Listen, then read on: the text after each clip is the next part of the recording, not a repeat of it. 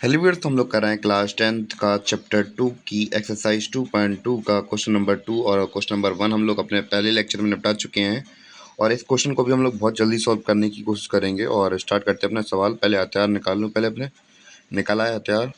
तो क्वेश्चन हमारा कुछ इस प्रकार कह रहा है, हमसे क्वेश्चन नंबर 2 हमसे कुछ इस प्रकार कह रहा है, find the quadratic polynomial each with the given numbers as the sum and product of its zeroes respectively. यानी कि हमें सम ऑफ जीरोस दिया गया है कितना 1/4 और प्रोडक्ट दिया गया है -1। तो बस इसी को हम लोग वैल्यू मान के स्टार्ट करते हैं अपना क्वेश्चन। सबसे पहले हम लोग इसको दो मेथड से करेंगे। और हम लोग अगर बात करें कि जो क्वाड्रेटिक इक्वेशन होती है उसका स्टैंडर्ड फॉर्म ये होता है ax² + bx + c। और जो हमारे x होते हैं वो वेरिएबल्स होते हैं और बाकी जो a b c हैं वो कांस्टेंट होते हैं। तो बस स्टार्ट करते हैं अपना क्वेश्चन बिना किसी देरी के। तो भैया सम ऑफ जीरोस क्या लिख सकते हैं, alpha plus beta equal to क्या था, -b/a होता है। तो ये हमें को पता है। और या फिर आपको अगर नहीं पता हो तो भैया -b/a क्या होता है।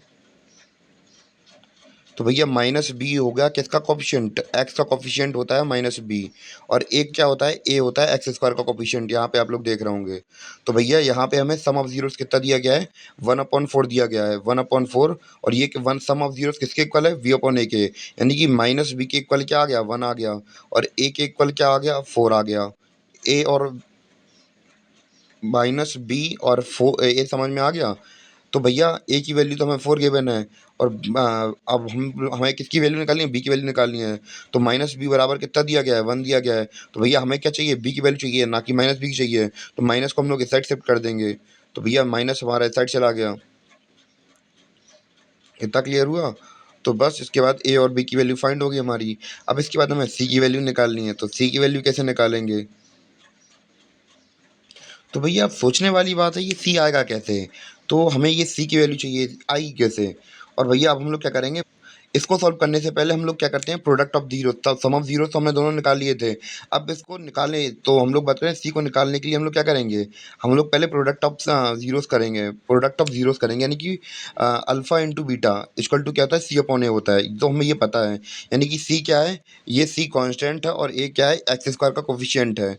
तो इतना तो आपको पता ही है। तो भैया सबसे पहले हम लोग बात करें, हमें प्रोडक्ट क्या दिया गया है, -1 दिया गया है। प्रोडक्ट कितना दिया गया है, -1 दिया गया है। यानी कि -1 हमें यहाँ पे दिया गया था। और किसी भी वैल्यू के नीचे 1 क्या होता है, हमेशा डिनोमिनेटर होता है। यानी कि -1/1 आ गया था इसका आंसर। ठीक है, अब हम लोग देखेंगे कि यहाँ पे ए की वैल्यू हमें कितनी दी गई है।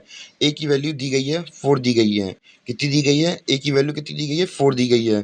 तो अब नीचे और यहाँ पे हम लोग देख रहे हैं ए की वैल्यू 1 आ रही है। तो यहाँ पे 1 कैसे आएगा, अब ये बहुत सोचने वाली बात है। तो यहाँ 1 आएगा कैसे, कि हमने यहाँ पे ऊपर 4 आ रहा है। तो हम लोग क्या करते हैं, जब हमें वैल्यू चाहिए होती है हम लोग दोनों तरफ ऊपर और नीचे सेम वैल्यू से मल्टीप्लाई करा देते हैं। क्योंकि वो एट द एंड, क्योंकि 4 1 जा 4, 4 1 जा 4, तो भैया 4 4 तो कट जाएंगे। अब वैल्यू तो वही आ जाएगी। तो इसलिए हम लोग क्या कर देते हैं, दोनों को हम लोग उतार देते हैं वैसे ही। तो भैया हम लोगों ने 4 1 जा 4 मल्टीप्लाई कर दिया और 4 1 जा 4 यहाँ पे मल्टीप्लाई कर दिया। तो आंसर क्या आ गया, -4/4। यानी कि सी की वैल्यू कितनी आ गई, -4 आ गई। और हमने यहाँ पे लिख दी। और ए की वैल्यू तो हमने ऊपर पहले ही निकाली थी, ए 4 आ गई थी, तो वो हमारा आ गया।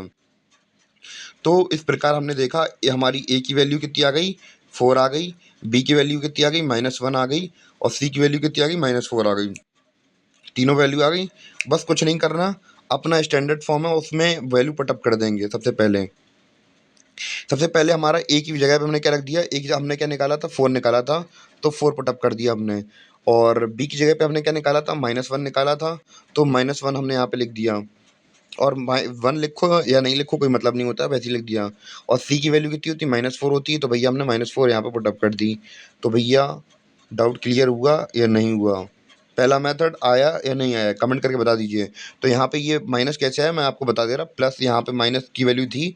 और यहाँ ये प्लस का लिखा था, प्लस माइनस क्या होता है, माइनस होता है, इसलिए ये वैल्यू यहाँ पे माइनस की आई है। और यहाँ पे माइनस कैसे आया, तो आप लोग ये सोच रहे होंगे, तो यहाँ प्लस की वैल्यू लिखी थी और ये -1 था, माइनस प्लस क्या होता है, माइनस होता है, इसलिए यहाँ पे माइनस आ गई ये वैल्यू।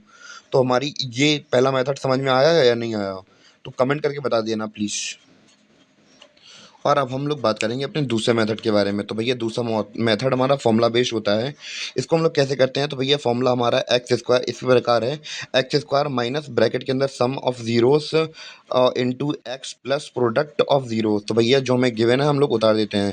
सबसे पहले हमने क्या बात की थी, एक्स स्क्वायर, तो एक्स स्क्वायर लिख दिया हमने, माइनस लिखा तो माइनस लिख दिया, सम ऑफ जीरो कितना था 1/4 था हमारा, तो 1/4 लिख दिया, इनटू में एक्स लिखा है तो इनटू में एक्स लिख दिया, और प्रोडक्ट ऑफ जीरोस कितना है -4, -1 है तो -1 लिख दिया हमने। इतना इतना क्लियर हुआ या नहीं हुआ। और यहाँ पे माइनस कैसे आया है, प्लस माइनस क्या होता है, माइनस होता है, इसलिए यहाँ पे माइनस आ गया है यहाँ पे। तो इतनी वैल्यू आई। तो भैया इसको सॉल्व कर लेते हैं हम लोग। कैसे करेंगे, पहले मैं यहाँ पे गायब कर दूँ, ये लिखा हुआ है। तो सबसे पहले हम लोग लेंगे यहाँ पे एलसीएम 4 आ जाएगा। कितना आ जाएगा, यहाँ पे थोड़ा पेन नहीं चल रहा है, यहाँ पे लिख दे रहा, एलसीएम आएगा 4। तो यहाँ पे अगर ये वाली वैल्यू 4 लिख दे रहा मैं यहाँ पे, क्योंकि 4 आ गया यहाँ पे। और ऊपर जे 1 लिखा है तो यहाँ पे कुछ नहीं है तो 1 मान लेंगे। तो भैया 4 1 का डिवाइड करेंगे, 4 में कितना आ जाएगा, 4 आ जाएगा। तो 4x स्क्वायर यहाँ पे हमने लिख दिया। फिर इसके बाद करेंगे 4 1 जा 4, 4 से 4 को डिवाइड करेंगे तो 1 आ जाएगा, तो 1 ऊपर मल्टीप्लाई कर दिया तो 1x आ गया यहाँ पे। और यहाँ पे 1 लिखा है तो 1 का डिवाइड करेंगे 4 में कितना आएगा, 4 आएगा, और सीधे 4 में का मल्टीप्लाई -1 में कर देंगे तो -4 हो जाएगा हमारा। इतना क्लियर हुआ या नहीं हुआ। और बाकी जो नीचे का ये 4 था, अब इक्वल टू में यहाँ पे 0 लिखा है तो भैया यहाँ पे हम लोगों ने मल्टीप्लाई कर दिया। तो यहाँ पे ये 0 इंटू 4 यहाँ पे ऐसे ही आया है। और जब 0 का मल्टीप्लाई 4 में करेंगे तो फिर 0 आ जाएगा यहाँ पे। और हमारी इक्वेशन क्या बन जाएगी, हमारी इक्वेशन यहाँ पे टोटल बन के आएगी 4x स्क्वायर। हमारी इक्वेशन क्या बन के आएगी, 4x स्क्वायर माइनस 1x-4, यानी कि ओवरऑल हम लोग कह दें तो क्या बन के आएगी, 4x square minus x minus 4। तो हमारी ये इक्वेशन बन के आ जाएगी। तो भैया इतना आपको समझ में आया या नहीं आया। अगर कुछ भी डाउट लगे तो बता देना, वरना मैं दोबारा से बना दूंगा इस वीडियो को। ओके मिस सरगम।